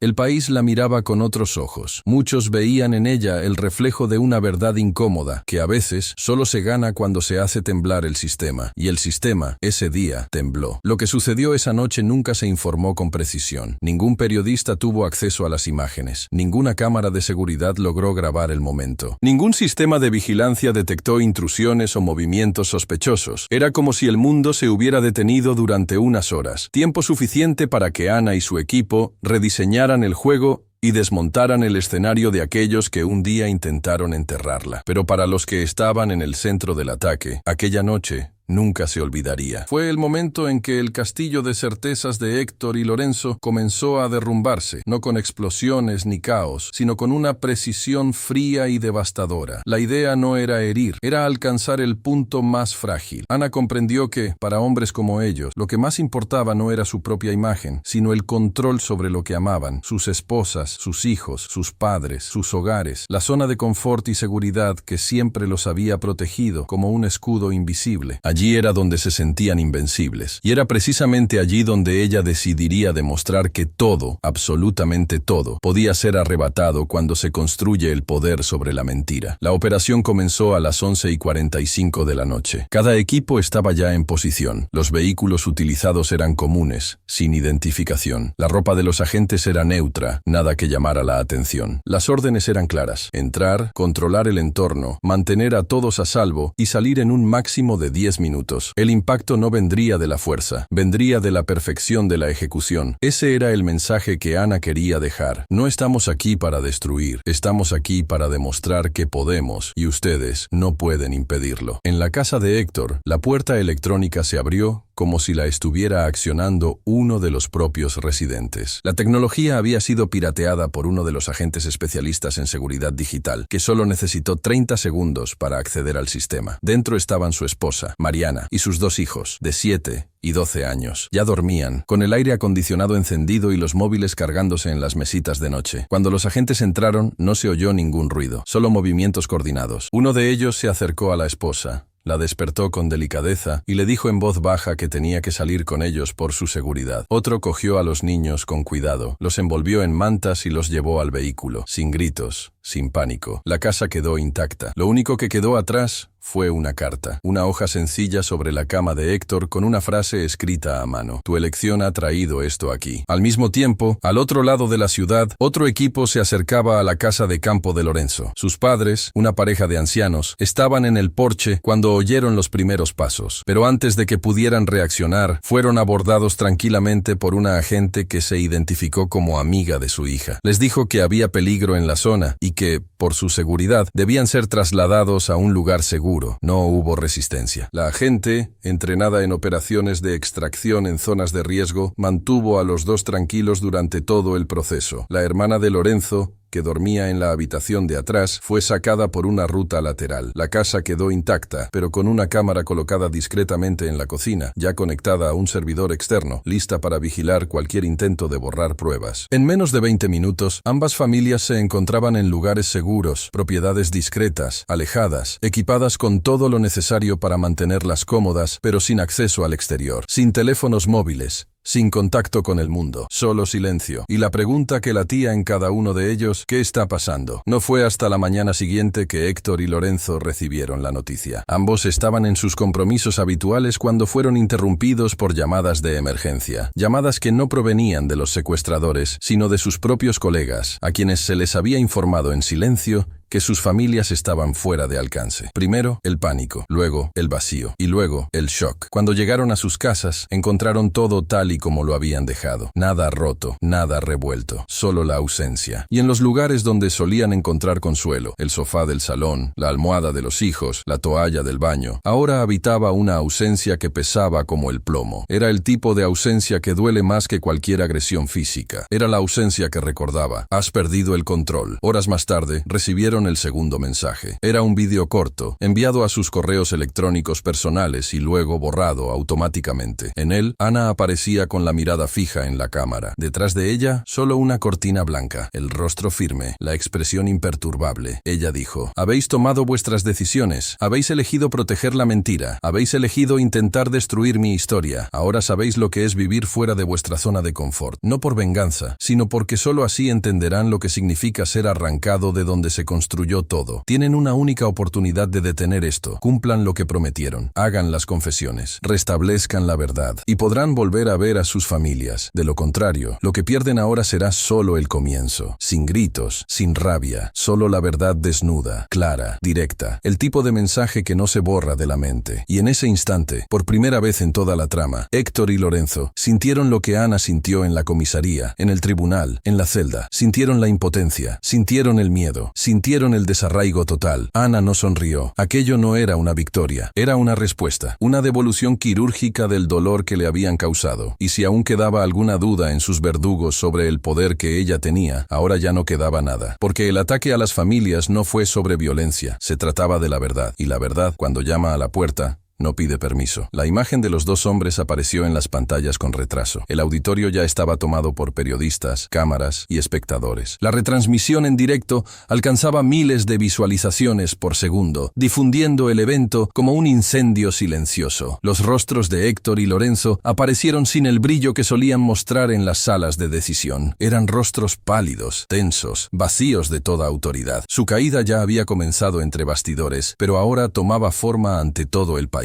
Ana observaba todo desde una sala anónima. No necesitaba estar allí. Su presencia era innecesaria en ese momento. Era el momento de ellos. Ella ya había hecho lo que tenía que hacer. Presionar al sistema hasta que confesara su propia podredumbre. Ahora solo quedaba esperar. Con los brazos cruzados y la mirada firme, seguía la pantalla con la serenidad de quien conoce el poder de la verdad cuando finalmente sale de la boca de quien la ha negado. Héctor fue el primero en tomar la palabra. El micrófono que tenía delante parecía más grande que cualquier otro al que se hubiera enfrentado jamás. Durante toda su carrera había hablado con autoridad, como una referencia, pero ahora su voz temblaba. Era como si las palabras que tenía que decir se negaran a salir. Respiró hondo, miró a un lado, buscando fuerzas en algún lugar de su conciencia, y entonces, por fin, comenzó. Estoy aquí para admitir que me equivoqué, que abusé de mi posición, que conduje una campaña contra la señora Ana Cecilia Bastos, movido por una combinación de ira, envidia y vanidad. No había base legal, no había justificación legítima. Lo hice porque no aceptaba verla ocupar el espacio que ocupa. El silencio en el auditorio era denso. No hubo interrupciones ni preguntas. Solo la verdad brotaba de la boca de quien siempre había intentado ocultarla. Las cámaras captaban cada temblor de sus manos, cada pausa entre las frases. Héctor continuó. Falsifiqué informes, manipulé versiones. Utilicé mi influencia para fabricar una narrativa que sustentara su detención. El juicio se articuló con la ayuda del juez juez Lorenzo, que aceptó dictar una sentencia incluso ante las pruebas presentadas. Estábamos decididos a sacarla de circulación, costara lo que costara. Lorenzo, sentado a su lado, bajó la cabeza. Ya no había máscaras. La verdad, dicha por uno de los autores de la farsa, era una cadena que arrastraba a todos hacia el fondo, y ahora era su turno. Levantó los ojos, respiró hondo y habló. Confieso que fui cómplice. Recibí instrucciones directas de Héctor antes del juicio. Conocía las pruebas, sabía que Ana era inocente, pero preferí proteger un antiguo acuerdo, una red de favores, una alianza que creía inquebrantable. Ella fue condenada no por la justicia, sino por la vanidad de dos hombres que no soportaban ver a una mujer negra, competente y poderosa, donde siempre nos dijeron que solo nosotros podíamos estar. Las palabras de Lorenzo fueron como un espejo roto que reflejaba todos los fragmentos de la verdad que Ana llevaba consigo desde el día del abordaje. Por primera vez, en cadena nacional, todo se decía con una claridad que antes solo existía en el silencio, y era imposible ignorarlo, porque ahora ya no era la palabra de Ana contra la del sistema, ahora era el propio sistema el que confesaba. Afuera, las reacciones no se hicieron esperar. Las redes sociales explotaron con comentarios. La prensa reformulaba los titulares en tiempo real. Los expertos intentaban analizar las repercusiones jurídicas, mientras la población, en estado de shock, asimilaba la magnitud de lo que se estaba revelando. No se trataba solo de una admisión de culpa, era el desmantelamiento de una estructura, era el colapso de la narrativa que se había sostenido a base de manipulación y miedo. Para Ana, sin embargo, el momento era más íntimo que público. Sentada frente a la pantalla, no lloró, no sonrió, no vibró, solo sintió. Un silencio interior se apoderó de ella, un tipo de paz que no proviene de la victoria, sino del alivio de ver la verdad, por fin, respirando en voz alta. Era como si algo dentro de ella, que había estado atrapado desde el primer acercamiento, hubiera sido liberado. Pero sabía que eso no borraba lo que se había hecho. El dolor no desaparecía con una confesión. Las marcas no se disolvían con disculpas. El tiempo que pasó en la celda, las miradas que la condenaron, los rostros que la ignoraron cuando intentó decir la verdad, nada de eso se revierte con una transmisión en vivo. Aún así, sabía que necesitaba ese momento, no para alimentar su ego, sino para que el país lo viera, para que nadie pudiera seguir fingiendo que no lo sabía. Tras las confesiones, Héctor y Lorenzo fueron retirados bajo escolta. No hubo abucheos ni aplausos, solo silencio. Un silencio cargado de peso, de culpa, de historia. Y Ana, con los ojos fijos en la pantalla hasta el último segundo, se levantó lentamente, respiró hondo. Era libre, pero no en el sentido común. Era libre de la mentira, libre de la espera, libre de la duda que durante tanto tiempo se había impuesto sobre su historia. Horas más tarde, la justicia anunció oficialmente la reapertura del caso. Ana sería absuelta, su cargo restaurado, sus derechos reintegrados. Pero lo más importante ya había sucedido. La verdad había sido escuchada por todos, y a última hora de la tarde, mientras el cielo se oscurecía sobre la ciudad, Ana salió a caminar, sola, sin guardias de seguridad, sin cámaras, sin aplausos, solo ella, el viento y el sonido de sus propios pasos firmes en la acera, porque la mujer a la que intentaron destruir no solo sobrevivió, sino que ganó. En los días siguientes a la confesión pública de Héctor y Lorenzo, el panorama del país se rediseñó. El juicio que había condenado a Ana fue oficialmente anulado. Su expediente quedó limpio, su honor restaurado, pero lo más simbólico fue su regreso al cargo. El decreto de reincorporación llegó por correo electrónico, impreso en papel con membrete y firmado por 3 ministros. No lo celebró en voz alta, solo cerró los ojos por un instante, sintió el papel entre los dedos y recordó cada minuto en la celda, cada noche en vela, cada plan trazado en la oscuridad. Aquello no era un logro administrativo, era la validación de una historia real. Cuando volvió a entrar en el edificio del organismo que había dirigido, los pasillos parecían respirar de otra manera. Muchos rostros, que antes la juzgaban en silencio, ahora desviaban la mirada con vergüenza. Otros, los pocos que siempre habían creído en ella, la recibieron con discretos abrazos y miradas emocionadas. Ana no exigía disculpas. El tiempo ya se había encargado de ello. Su presencia allí bastaba. Cada paso que daba en aquel suelo de mármol era un recuerdo vivo de que la verdad, aunque tarde, llega, y cuando llega, arrastra todo lo que intentó impedirla. Retomó su trabajo con la misma eficiencia de siempre, pero con un nuevo propósito. Ahora, cada informe que leía Cada plan que aprobaba, cada misión que dirigía, estaba atravesado por algo más grande. Había una llama que se había encendido dentro de ella en la cárcel y que no se apagaría tan pronto. La llama de la urgencia. Urgencia por reformar, por revisar, por garantizar que lo que le había pasado a ella no se repitiera con nadie más. No había tiempo para vanidades. Había tiempo para reconstruir. Con el paso de las semanas, Ana se convirtió en algo más que una figura respetada. Se convirtió en un movimiento. Sus discursos comenzaron a ser invitados a instituciones educativas, colectivos sociales, grupos de abogados, mesas de debate político. No hablaba de sí misma como víctima, hablaba del sistema como estructura. Mostraba, con palabras firmes y experiencias incontestables, cómo la verdad puede ser sofocada detrás de uniformes, togas y micrófonos, y cómo se necesita valor, preparación e inteligencia para desafiar todo eso sin destruirse en el proceso. Pero no todo se superó con facilidad. Ana aún sentía, en algunas miradas, los restos del juicio social. Todavía había quienes la trataban como una figura controvertida. Todavía había quienes creían que exageró, que fue radical, que podría haberlo resuelto de otra manera. Y ella no combatía esas voces con hostilidad, las combatía con firmeza, con hechos, con la serenidad de quien ha escuchado cosas peores y ha sobrevivido. Ana sabía que el mundo no cambiaba de la noche a la mañana, pero también sabía que ya había plantado la semilla correcta, y eso era suficiente. Con cada día que pasaba, su imagen se hacía más fuerte, no por marketing, sino por la verdad, no por discursos preparados, sino por su experiencia. Y lo que más impactaba era el hecho de que Ana nunca se presentó como una heroína. Siempre habló como un ser humano, con defectos, con dolores, con dudas. Contaba su historia no como una mujer perfecta, sino como alguien que tuvo que ser más fuerte de lo que debía, durante más tiempo del que era justo. Y eso es lo que hacía que tantos se identificaran con ella. Aquella tarde, al final de otro día en la oficina, Ana salió sola a dar un paseo, sin seguridad, sin equipo, sin agenda. Caminó por las mismas calles donde había sido humillada, por las mismas aceras donde vio cómo se llevaban su coche, ahora sin miedo, ahora en paz. Las luces de la ciudad se encendían lentamente y se reflejaban en sus ojos con una dulzura que no había visto en mucho tiempo. Era como si, por fin, el mundo estuviera un poco más alineado con la verdad que ella siempre había llevado consigo, y allí, entre los pasos y la brisa, lo comprendió. El triunfo no había sido vencer a los enemigos. Fue al final de una tarde cálida cuando aparecieron los primeros indicios. Una reunión convocada apresuradamente en la Oficina Superior de Seguridad Nacional. 3 nombres familiares sentados a la mesa. Antiguos miembros de la alta cúpula, todos ellos con antecedentes de connivencia con tramas internas que Ana había estado desmantelando discretamente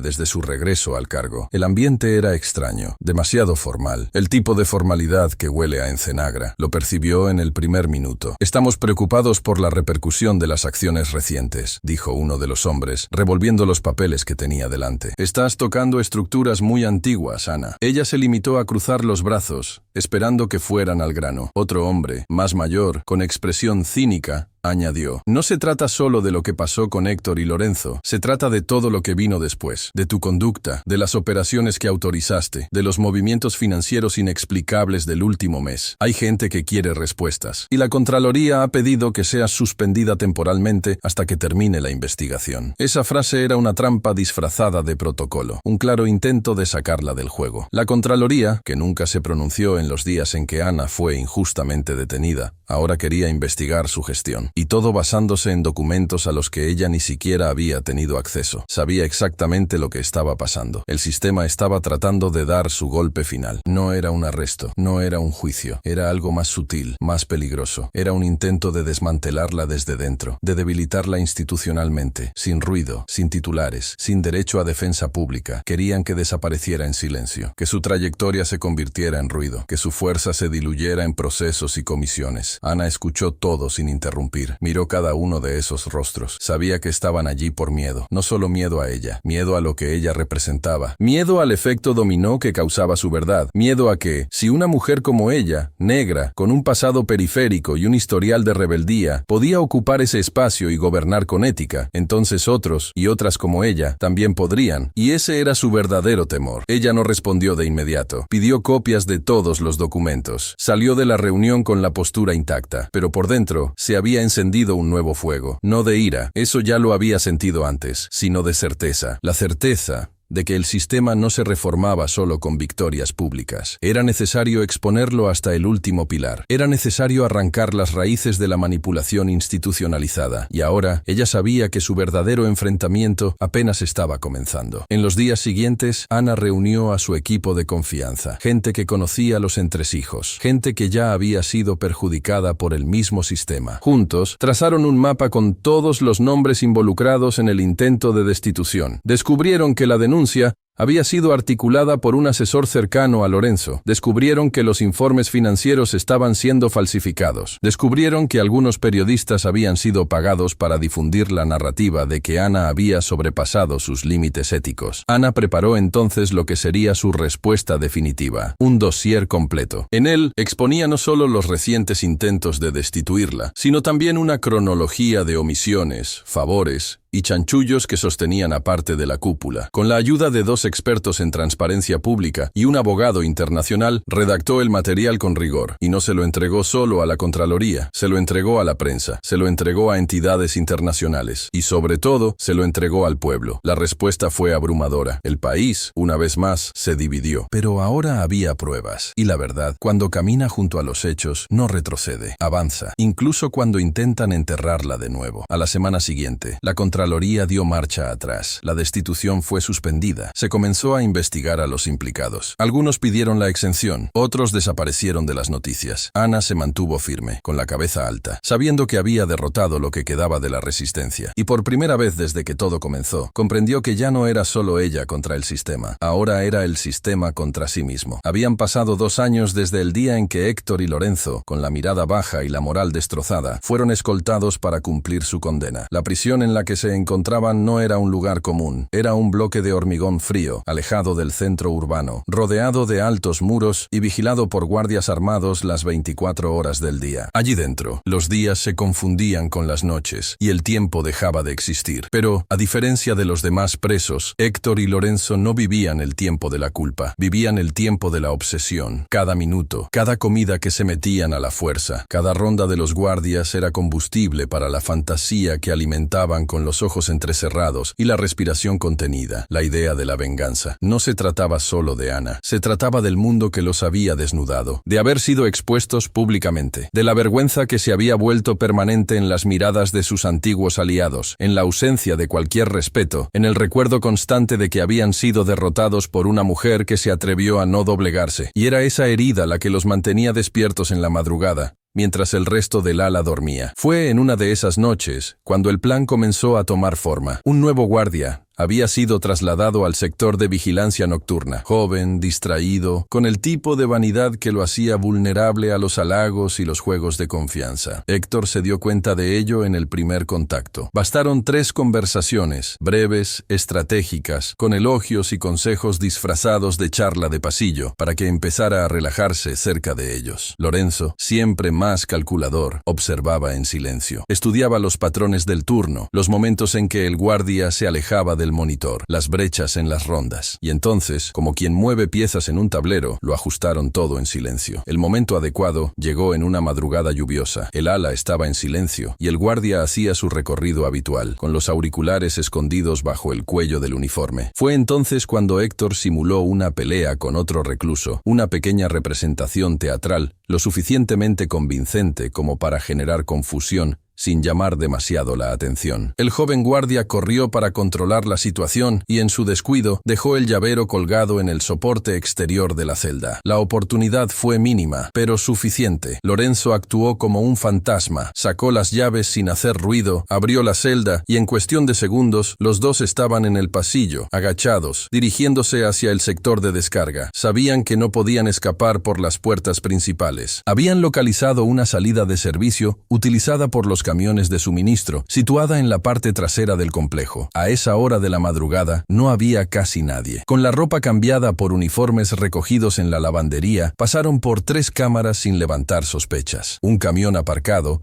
con la lona parcialmente levantada, les sirvió de escondite hasta que se abrieron las puertas. Cuando finalmente cruzaron los muros de la prisión, no hubo gritos ni alarmas, solo el sonido de la lluvia fina y del motor alejándose por la carretera de servicio. En la cabina del camión, el conductor ni siquiera sospechaba que llevaba a 2 fugitivos. Solo horas después se notaría su ausencia, y cuando lo hicieran, ya sería demasiado tarde. Al pisar de nuevo el asfalto del mundo, Héctor y Lorenzo sintieron algo que no sentían desde hacía mucho tiempo. Aire libre, pero era un aire pesado, cargado de rabia y promesas no dichas. No intercambiaron palabras, solo una mirada. El tipo de mirada que 2 hombres comparten cuando saben exactamente lo que tienen que hacer. No se trataba de empezar de nuevo, se trataba de ajustar cuentas, y el nombre de Ana latía como una sentencia en sus mentes. Pasaron días huyendo, alimentándose de poco, utilizando antiguos contactos y sobornos para evitar ser rastreados. Cambiaron de aspecto, modificaron documentos, borraron cualquier rastro digital. Y cuando finalmente se sentaron a salvo en la casa de un viejo conocido de Lorenzo, hicieron lo que mejor sabían hacer: planear. Descubrieron, gracias a información comprada en el mercado negro, que Ana se había mudado a Los Ángeles. La dirección estaba protegida, pero accesible con la cantidad adecuada. No solo querían encontrarla, querían desestabilizarla, ver el miedo en sus ojos, darle la vuelta al guión, invertir el juego, usar el dolor como respuesta a la humillación. Pero sabían que no bastaba con encontrarla. Era necesario tener fuerza. Contrataron a 10 hombres, mercenarios experimentados, con historial en acciones tácticas e infiltraciones urbanas. Con ellos, montaron un plan de invasión planeado hasta el más mínimo detalle: horario, ruta, número de entradas, tiempo de respuesta de la policía local. Cada parte del plan estaba diseñada para ejecutarse en 15 minutos. Una operación limpia, quirúrgica, sin margen de error. O eso creían, porque lo que no sabían era que Ana nunca había sido predecible, y que la mujer que buscaban no estaba allí. La ciudad de Los Ángeles amanecía lentamente en esa semana en la que todo cambió. Mientras las primeras luces aparecían entre los edificios y las avenidas aún estaban silenciosas, un nuevo capítulo de la historia de Ana se desarrollaba entre bastidores, lejos de la mirada de la población, escondido entre algoritmos y archivos encriptados. Lo que para muchos era solo un día más, para Héctor y Lorenzo representaba el reinicio de su misión: deshacer la paz que Ana había conquistado, desestabilizarla, arrebatarle la tranquilidad que había conquistado con esfuerzo, y esta vez hacerlo con precisión quirúrgica. La información había llegado con 3 simples palabras enviadas por uno de los mercenarios en un chat cifrado: ubicación confirmada, avanzamos. La frase cayó como gasolina sobre el odio mal resuelto de Héctor. Por fin conocían la dirección de Ana. Tras semanas de rastreo, espionaje digital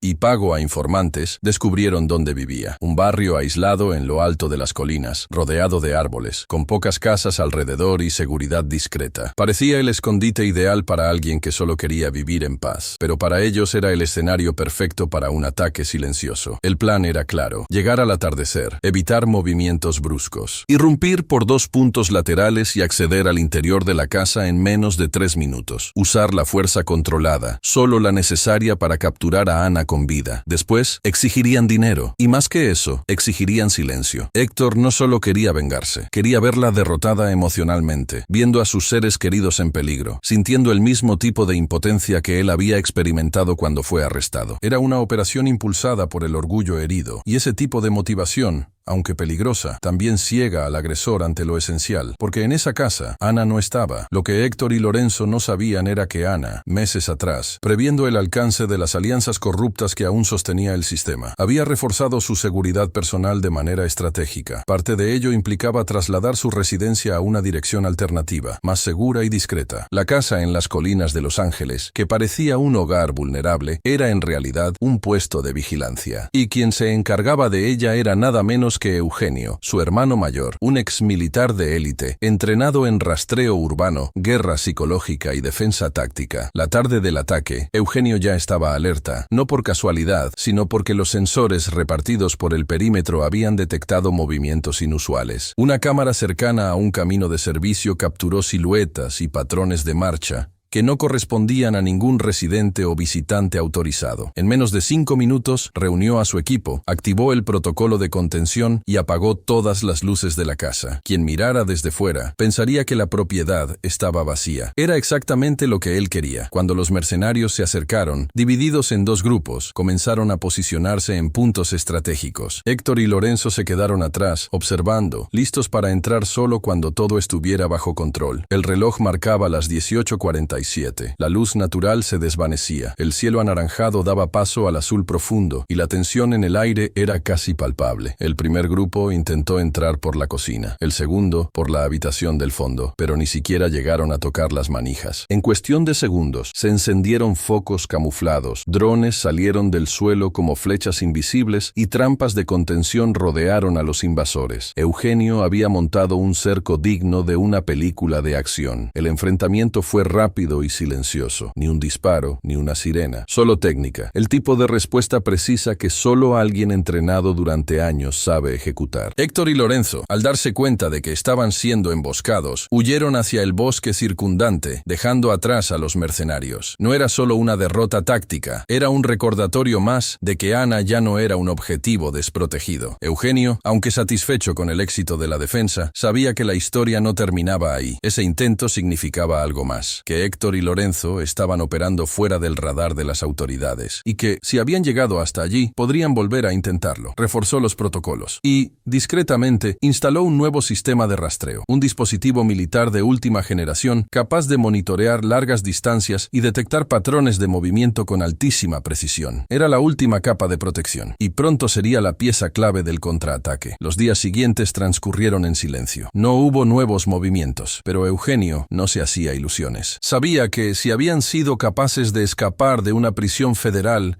y reclutar un escuadrón, no se rendirían fácilmente. Y tenía razón. Al otro lado de la ciudad, escondidos en un sótano alquilado con nombre falso, Héctor y Lorenzo analizaban los errores. Estaban irritados, pero no derrotados. Habían retrocedido, pero no abandonaban el plan. Y fue en ese momento cuando descubrieron un patrón en los hábitos de Eugenio. Paseos nocturnos, solitarios, de 30 a 40 minutos de recorrido, siempre entre las 22:00 y las 23:00. Era el tipo de error que un hombre como Eugenio no solía cometer. Pero incluso los más entrenados a veces necesitan respirar, necesitan sentir que siguen siendo humanos. Y fue precisamente ahí, en su intento por mantener la normalidad, donde vieron la brecha. Decidieron actuar rápido, reunieron a los 3 mercenarios que habían escapado del cerco y planearon el abordaje con precisión milimétrica. No harían ruido, no dejarían rastros. Y cuando capturaran a Eugenio, finalmente tendrían una moneda de cambio, una pieza valiosa para desestabilizar a Ana. No sabían que estaban entrando en su juego, otra vez, porque lo que parecía una debilidad era, en realidad, otra trampa. Y la siguiente jugada ya estaba en marcha. Aquella noche había comenzado como tantas otras. El cielo despejado, sin nubes, revelaba un silencio casi irreal en las elevadas calles de Los Ángeles. Eugenio, como de costumbre, vestía su chaqueta ligera, pantalones oscuros y zapatillas discretas. Parecía solo otro hombre en busca de serenidad entre los árboles del parque donde solía pasear. Para cualquier observador, era solo una rutina sencilla. Auriculares, pasos firmes, manos en los bolsillos y mirada distante. Pero había algo esa noche que hacía que el aire pareciera más pesado, una pausa entre la respiración del mundo y el movimiento de las sombras. Eugenio no sabía exactamente en qué momento todo se había vuelto peligroso. No hubo ninguna señal, ningún ruido evidente, solo un cambio casi imperceptible en el ambiente. Una furgoneta blanca aparcada en un lugar donde nunca había ningún vehículo. Una ausencia repentina de otros caminantes en ese sendero. Un reflejo extraño en la ventana de un edificio lejano. Y entonces lo supo. Los mercenarios no venían con brutalidad, venían con precisión, calculados, silenciosos, operando como depredadores urbanos, escondidos en las grietas de la ciudad. Cuando se acercaron, lo hicieron con la certeza de que estaban ante una presa distraída. Eugenio les permitió creerlo. Se dejó rodear, como alguien que no está preparado. No reaccionó cuando el primero se acercó por detrás. Esperó, y cuando le colocaron la capucha sobre la cabeza, supo que la operación había comenzado, exactamente como él quería. Se lo llevaron en silencio, sin resistencia. Le ataron los brazos con cinta industrial, le inmovilizaron los tobillos, lo arrojaron dentro del vehículo con un silencio casi respetuoso. Ninguno de los hombres dijo una palabra, ni Héctor, ni Lorenzo, que lo observaban desde el asiento delantero con ojos impacientes. Eugenio no necesitaba ver sus rostros. Conocía ese patrón. Ya se lo había enseñado a jóvenes reclutas, en otro tiempo, en otro continente. Sabía que quien calla en el campo de batalla suele creer que domina el juego, pero se olvidaron de un detalle. El juego, esa noche, no era suyo. Pegado al suelo de la furgoneta, con la cabeza gacha, Eugenio escuchaba los neumáticos cortando el asfalto. Contaba las curvas, los segundos entre semáforos, el tiempo que se detenía en cada señal. Trazaba mentalmente la ruta, respiraba con calma y esperaba el momento adecuado. Mientras tanto, el equipo de respuesta avanzaba. Porque dentro de la costura interna del cuello de su chaqueta había un rastreador de localización militar, modelo Aegis XR, imposible de detectar con sensores comunes. El dispositivo se había activado tan pronto como identificó las primeras señales de la trampa. Al pulsar el botón oculto en el bolsillo, se había disparado una alerta silenciosa a 3 equipos de campo, uno en tierra, otro con drones y un tercero, remoto, con acceso a imágenes satelitales en tiempo real. La caza no era suya, era de ellos. Héctor y Lorenzo, acomodados en su improvisado escondite en un galpón en las afueras de Pasadena, creían tener el control. Jugaban al ajedrez con piezas que desconocían. Creían tener una baza, pero estaban en manos de alguien que jugaba en otra dimensión. La casa donde mantenían a Eugenio tenía aislamiento térmico, paredes de plomo y ventanas selladas. Creían que eran invisibles, pero el rastreador, conectado al pulso de Eugenio, transmitía en tiempo real, como un corazón que susurra su propia ubicación. En menos de 25 minutos después del secuestro, los equipos de respuesta rodearon el perímetro. Utilizaron tácticas de infiltración silenciosa. Los drones sobrevolaban a una altitud indetectable. Los hombres en tierra se posicionaron en puntos ciegos de la propiedad. Se vigiló cada salida. Se calculó cada posibilidad de fuga. Eugenio, atado, seguía en silencio. Sabía que el tiempo jugaba a su favor. Y fue exactamente a las 22:58 cuando se dio la orden final. La operación comenzó con el corte de la red eléctrica de la manzana. Un apagón que duró menos de 60 segundos, lo suficiente para causar confusión. Los mercenarios entraron en estado de alerta, pero no tuvieron tiempo de reaccionar. Las puertas fueron derribadas con precisión. Se lanzó gas no letal en los pasillos. Luces tácticas aparecieron como relámpagos en la oscuridad. Y cuando se dieron cuenta, estaban rodeados. Eugenio fue encontrado atado, pero intacto. Sus ojos firmes miraron a Héctor y Lorenzo con la serenidad de quien sabía desde el principio que saldría de allí de pie. Ellos, por otro lado, fueron contenidos, esposados y arrojados al suelo sin posibilidad de negociación. Ninguna herida visible, solo la derrota. Una derrota diferente a todas las anteriores, porque esta vez la vergüenza no era pública, sino íntima. Sabían que habían vuelto a caer, que habían intentado enfrentarse a un adversario que jugaba con la verdad y con preparación, y que ya no había escapatoria. En el camino de vuelta, dentro del vehículo blindado que los llevaría a un destino desconocido, Héctor y Lorenzo permanecían en silencio. Por primera vez, el silencio no era táctico, era impotente. Era el peso de comprender que su guerra, sustentada por el orgullo y la obsesión, terminaba allí. Eugenio, sentado delante, los observaba por el retrovisor. No se dijo ni una palabra, porque sabía que, a veces, la mejor respuesta es sobrevivir. El helicóptero cortaba el cielo de la madrugada como una cuchilla silenciosa. A bordo, el ambiente era tenso y estático. Héctor y Lorenzo, esposados y con los ojos vendados, sentían el ligero temblor del motor bajo sus pies. La cabina estaba sumida en un silencio absoluto, salvo por el rugido continuo de las hélices y los sonidos amortiguados de la radio militar. Nadie les hablaba. No había insultos, ni agresiones, ni siquiera una explicación. Solo el peso de la caída. Una caída diferente a la que habían sentido antes. Esta era definitiva. Eugenio los había entregado personalmente, no con odio, no con venganza en la mirada, sino con una calma impenetrable. Antes de subir al helicóptero, había dicho pocas palabras, dirigiéndose al oficial responsable del escolta. Ya no pueden permanecer en suelo común. Lo que llevan dentro es demasiado tóxico para circular entre las personas. Las palabras fueron escuchadas en silencio, y entonces el helicóptero despegó, dejando atrás la última conexión que los dos hombres tenían con cualquier vestigio del mundo conocido. El viaje duró horas, avanzó la noche, llegó la madrugada, y luego amaneció lentamente mientras el vehículo aéreo cruzaba kilómetros de océano. Bajo sus vendas, Héctor y Lorenzo solo sentían el viento helado y el olor a sal. No sabían dónde estaban, pero la ausencia de sonidos urbanos y el zumbido creciente de las olas delataban lo obvio. Los estaban llevando lejos, muy lejos. Cuando finalmente descendieron, ambos fueron guiados por manos firmes por una pasarela metálica. Bajo sus pies oían el eco de sus propios pasos y a su alrededor el sonido constante del mar rompiendo contra las rocas. El aire era más denso, más húmedo, cargado de un silencio ancestral. En cuanto les quitaron las vendas, los ojos de ambos necesitaron tiempo para adaptarse a la luz blanquecina que iluminaba el lugar, y lo que vieron los dejó estáticos. Ante ellos se alzaban los muros de una prisión como ninguna otra. La construcción era circular, de hormigón armado, con torres de vigilancia cada 10 metros y sensores térmicos instalados a lo largo de toda la pared exterior. En el centro, un edificio principal albergaba celdas subterráneas, un laboratorio forense, un centro de vigilancia y un sistema de control climático que aislaba cualquier comunicación con el exterior. Alrededor de toda la isla, un océano de aguas turbulentas y corrientes peligrosas hacía que la fuga fuera una quimera.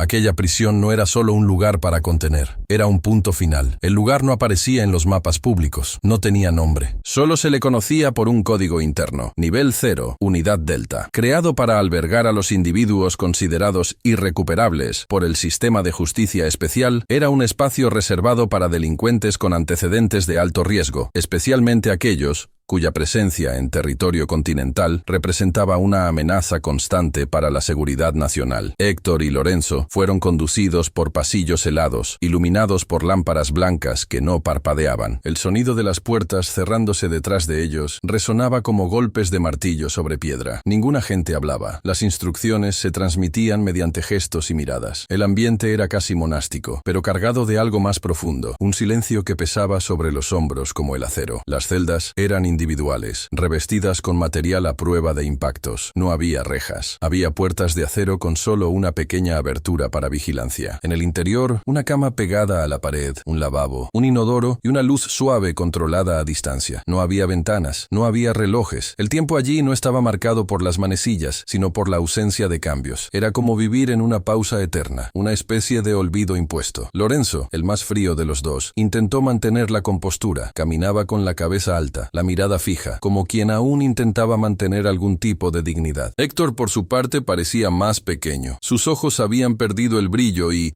a diferencia del hombre impulsivo de antes, ahora su rostro reflejaba la sombra de quien sabe que ya no hay maniobras posibles. Ningún plan, ningún golpe, nada. Pasaron los días, luego las semanas, y después los días se convirtieron en una masa amorfa de repeticiones. Los dos, ahora aislados, no podían comunicarse. Los horarios de las comidas eran automáticos. Las actividades físicas estaban controladas por sensores y supervisadas por agentes silenciosos que no permitían ningún tipo de interacción. Era una vida sin eco, sin reacción. El sistema los había convertido en nada, no por venganza, sino por protección. Afuera, el mundo seguía su curso. Ana, consciente del traslado, no lo celebró. Para ella, no era una victoria personal. Era solo el final de un ciclo de persecución, injusticia y violencia institucionalizada. Sabía que el precio de la libertad a menudo es el silencio de las decisiones difíciles, y que no siempre se gana con gritos, titulares o enfrentamientos públicos. A veces, la victoria es invisible, pero definitiva. Héctor y Lorenzo quedaron reducidos a lo que siempre fueron, pero nunca admitieron. Hombres que se apoyaron en un sistema fallido para justificar sus propios vacíos. Y ahora, en ausencia de público, de audiencia y de poder, solo les queda a ellos mismos. Y es en ese tipo de silencio donde la verdad se vuelve insoportable.